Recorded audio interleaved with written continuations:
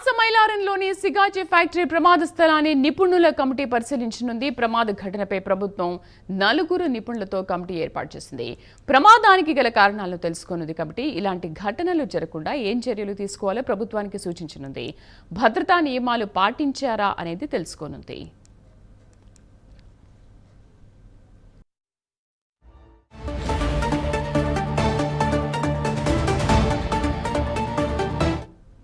పాసమైలారంలోని Sigachi factory ప్రమాద స్థలాన్ని నిపుణుల కమిటీ పరిశీలించనుంది. ప్రమాద ఘటనపై ప్రభుత్వం 4 నిపుణులతో కమిటీ ఏర్పాటు చేసింది. మా కరెస్పాండెంట్ రాము పూర్తి సమాచారం అందిస్తారు. రాము, నిపుణుల కమిటీ ప్రమాద స్థలానికి చేరుకుందా? ఎటువంటి విచారణ చేపట్టనుంది? శ్రీదేవి మరి కొద్ది సేపట్లో నిపుణుల కమిటీ ఘటన స్థలానికి అయితే చేరుకోనుంది. పాసమైలారంలోని పరిశ్రమలో జరిగినటువంటి దుర్ఘటన అంతులేని విషాదంగా అయితే మారిందని చెప్పవచ్చు. ఈ రోజుతో 4వ రోజు కావస్తున్న ఎంతమంది మృతి చెందారనేది లెక్క అంతులేదనేసి అయితే కొన్ని కార్మిక సంఘాలు కూడా ఆగ్రహం వ్యక్తం చేస్తున్నటువంటి పరిస్థితి అయితే ఉంది.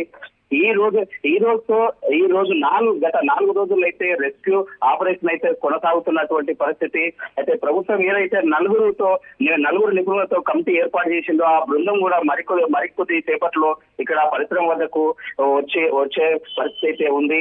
పూర్తి సమగ్ర సర్వే ఇవ్వాలన్నట్టయితే ప్రభుత్వం ఏదో చెప్పింది. ఇక్కడ జరిగిన సంఘటన ఏ విధంగా జరిగింది, ఇక్కడ పరిస్థితులు ఏ విధంగా ఉన్నట్టయితే ఆ నిపుణులు అయితే ఈ యొక్క సర్వే చేపట్టేటటువంటి పరిస్థితి అయితే నెలకొంది.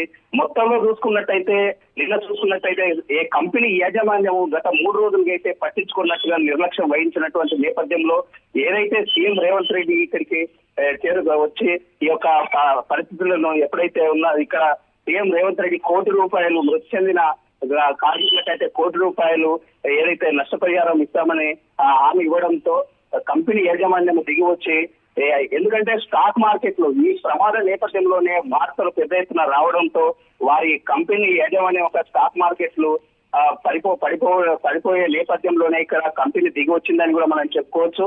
కంపెనీ పరిశ్రమ వద్దకు వచ్చి మృతులకైతే సంతాపం తెలిపి మృతుల బంధువులతో కూడా మాట్లాడి ఖచ్చితంగా మేము నష్టపరిహారం ఇస్తామన్నట్టయితే కంపెనీ యాజమాన్యం కూడా మృతుల బంధువులతో మాట్లాడినటువంటి పరిస్థితి ఉంది.